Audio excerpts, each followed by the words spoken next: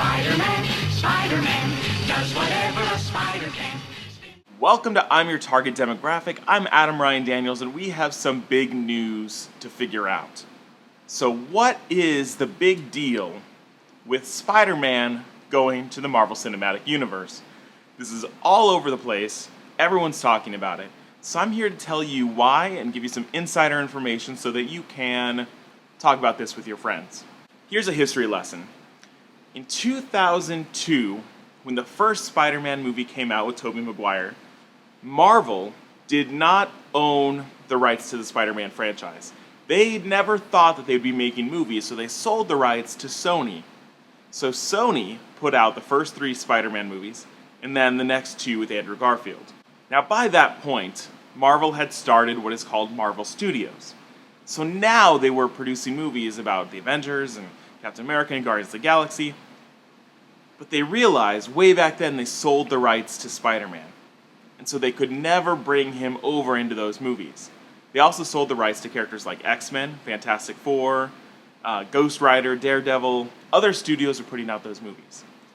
But for those of you that don't know, Spider-Man has a deep history with the Avengers. He was on the Avengers. He is a big part of the Marvel Civil War storyline. He is deeply embedded in that world. And so for us fans, it was a shame to see for so long Spider-Man not be included in all those stories. So now the news broke that Sony and Marvel worked out a deal to include Spider-Man in the Marvel Cinematic Universe and to create a new spin-off of Spider-Man, so a new version of the movies, and potentially bring other MCU characters into the Spider-Man movies. So basically, they have the rights. They're going to kind of do Spider-Man the right way. So here's some other stuff you should be thinking about. This is going to be, quote-unquote, a new Spider-Man. So it's unlikely that Andrew Garfield is going to continue being Spider-Man, which a lot of people, it's very divisive. There's this whole camp that says, no, keep Andrew Garfield. And then there's a bunch of people that say, no, scrap that universe that they've created, start over new. So it's likely we'll get a new Spider-Man. And they've said that Spider-Man is going to appear in a pre-existing MCU movie before his own standalone movie. A lot of people are thinking that this is going to be the Civil War. But in Civil War, we're already being introduced to the new character Black Panther.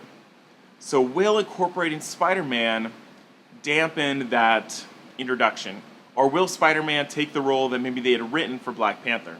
We don't know. So to recap, it's a big deal because Marvel created Spider-Man, but for 15 years did not have control of the movies, and now they have him back. That's why it's a big deal.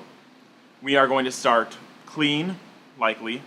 So Andrew Garfield's out, someone new will be coming in, and there will be a standalone Spider-Man movie in 2017, along with Spider-Man appearing in other Marvel Cinematic Universe films. Likely Civil War, maybe Infinity War, things like that. So some questions that I want you to answer in the comments. Do you want Andrew Garfield, or do you want someone new? And maybe, if we were to get a new Spider-Man movie, do you want it to be a rehash of the origin, or what are some Spider-Man movies you think that they should try to cover? There's a lot of great stories, but what do you think that first standalone Spider-Man movie should be? So that's it. Sound off below. Make sure to check out my brand new Facebook page at facebook.com/IAOYTD. And thanks for watching. Guys, look out! Here comes the Spider-Man!